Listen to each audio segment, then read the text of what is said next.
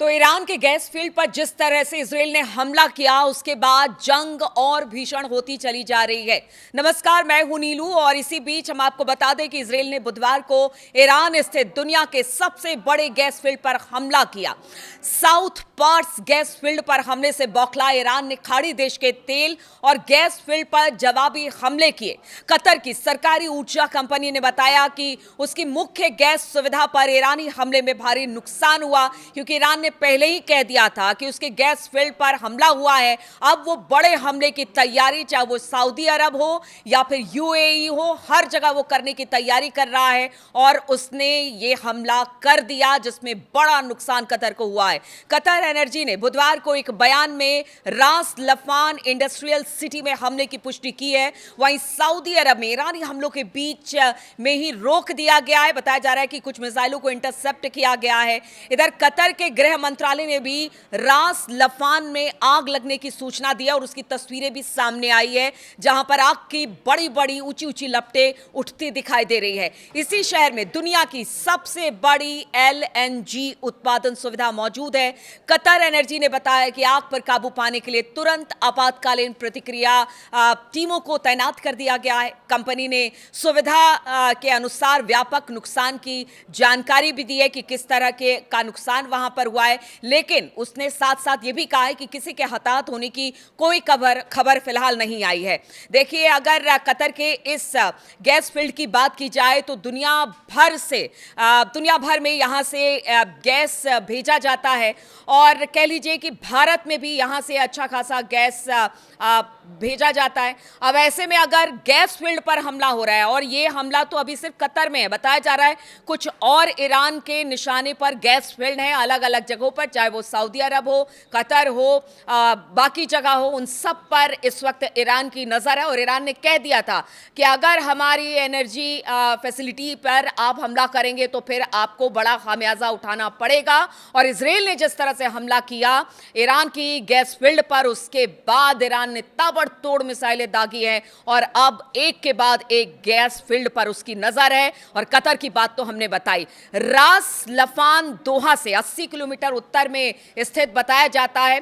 Gas field पर हमले के बाद कतर ने ईरानी दूतावास के कर्मचारियों को देश छोड़ने को कह दिया है। कतर के विदेश मंत्रालय ने गुरुवार को घोषणा की कि ईरानी दूतावास में तैनात मिलिट्री और सिक्योरिटी अटैची के साथ ही उनके कर्मचारियों को 24 घंटे के भीतर भीतर देश छोड़ने को कहा गया है। ईरानी दूतावास के कर्मचारियों को परसोना नॉन ग्रांटा घोषित कर दिया गया है।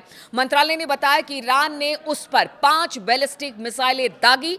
कतर ने आरोप लगाया कि ईरान पड़ोसी देशों को निशाना बनाना जारी रखे हुए है, जो क्षेत्रीय सुरक्षा को कमजोर करता है। लेकिन ईरान का बार बार कहना है कि जिस तरह से उस पर हमले हो रहे हैं, जिस तरह से अब हम आपको बता दें कि गैस फील्ड पर हमला ईरान के किया गया और ईरान ने तभी कह दिया था, कल देर शाम इस तरह की खबरें आई, ईरान ने कह दिया कि देखिए अब आप लोग सतर्क हो जाए, चाहे यूएई हो, सऊदी अरब हो, दोहा हो, कतर हो, बहरीन हो, हर किसी को कह दिया कि अब हमले के लिए, बड़े हमले के लिए तैयार हो जाए। तो ईरान लगातार कह रहा है कि अगर जब तक उस पर हमला बंद नहीं होगा तब तक इसी तरह से हमला होता रहेगा। अगर गैस प्लांट पर हमला होता है तो फिर अलग अलग देशों के गैस प्लांट पर हमला किया जाएगा, गैस फील्ड पर हमला किया जाएगा। अगर बाकी जगह पर हमला होता है तो वहां पर उसी तरह से हमले का जवाब ईरान ने कहा है कि दिया जाएगा।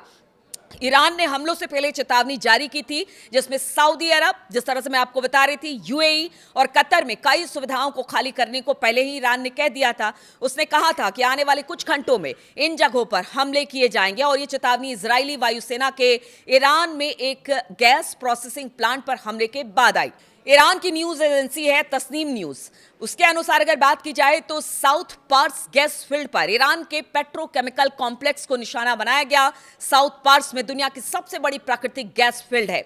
इस बीच सऊदी अरब के रक्षा मंत्रालय ने कहा है कि उसने राजधानी रियाद में तेल सुविधाओं की ओर से आ रही 4 बैलिस्टिक मिसाइलों को रोका है, यानी इंटरसेप्ट किया है। मिसाइलों का हमला शहर शहर अलग अलग जगहों पर इसका हिस्सा गिरा है, जिससे 4 लोग घायल होने की बात भी सामने आ रही है।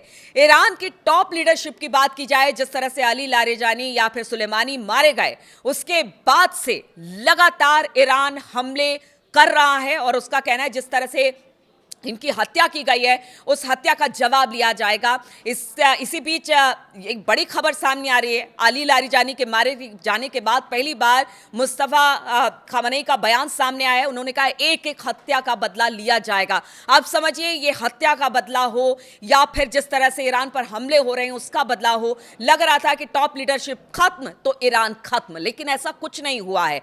सर्वोच्च नेता आयतुल्ला अली खामनेई से लेकर पूर्व राष्ट्रपति महमूद अहमदी निजात, सुरक्षा प्रमुख अली लारिजानी, सुलेमानी, मतलब खुफिया प्रमुख इस्माइल खातिब समेत कई शीर्ष अधिकारियों की मौत हो चुकी है।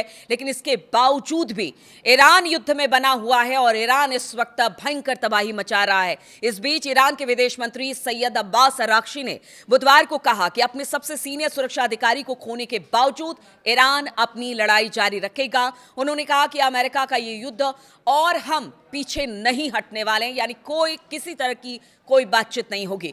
कतर के न्यूज चैनल अल जजीरा से बात करते हुए अराक्ची ने कहा कि किसी एक व्यक्ति की मौजूदगी या फिर गैर मौजूदगी से ईरान के राजनीतिक और आर्थिक ढांचे पर कोई असर नहीं पड़ने वाला है। हम इसी तरह से हमला करते रहेंगे। और अब तो समझिए कि एनर्जी पर बात सामने आ गई है। कल को अभी तो गैस फील्ड पर हमला हुआ है, चाहे वो इजराइल की तरफ से ईरान की गैस फील्ड हो या फिर ईरान की तरफ से कतर और बाकी देशों की गैस फील्ड पर निशाना जिस तरह से बनाया जा रहा है। उसके बाद ईरान ने पहले ही कह दिया है कि अगर इसी तरह से हमले होते रहे तो फिर आप सोचिए कि तेल के कुएं में आग लगा दी जाएगी, तेल के प्रोसेसिंग प्लांट में आग लगा दी जाएगी। क्या होगा? आप समझ रहे हैं इस युद्ध का क्या होगा, आगे किस तरह से ये युद्ध बढ़ता चला जा रहा है और खतरनाक ये युद्ध होता चला जा रहा है। और अब जिस तरह से गैस फील्ड पर टारगेट किया गया है दुनिया भर में, आप समझिए कि अगर ये गैस फील्ड टारगेट होता है, खत्म होता है, तो किस तरह का संकट पूरी दुनिया में गैस को लेकर पैदा होने वाला है। और आगे आने वाले दिनों में अगर तेल कुओं को निशाना बनाया जाता है तो फिर इसके दूरगामी परिणाम होंगे। अब देखना होगा ये हमला किस तरह से रुकता है या ये हमला और तेज होता है और किस तरह से दुनिया अब इस लड़ाई को लेकर एक तरह से कह लीजिए चिंता में है और वो चाहते हैं कि अब यहां से लड़ाई बंद हो। क्योंकि देखिए, अमेरिका के भीतर से ही अमेरिका और ट्रंप के खिलाफ जबरदस्त तरीके से इस वक्त लोग अब ये कह रहे हैं कि हमला करना ही नहीं चाहिए था। अमेरिका को ईरान से कोई खतरा नहीं था, इजराइल के कहने से उन्होंने ये हमला किया। इधर कल जिस तरह से ईरान के गैस प्लांट पर हमला हुआ, अमेरिका ने कहा हमने हमला नहीं किया, इजराइल ने हमला किया। इसको क्या माने? हमला दोनों तरफ से किया जा रहा है, अमेरिका और इजराइल में कहा ईरान पर, और ईरान है कि पूरे अरब क्षेत्र में इस वक्त कोहराम मचाए हुए है। लेकिन कोई भी पीछे हटने को तैयार नहीं है। परिस्थिति बहुत गंभीर है और आगे आने वाले दिनों में ये युद्ध और कहां जाता है इस पर हमारी नजर लगातार बनी रहेगी। आप बने रहिए हमारे साथ।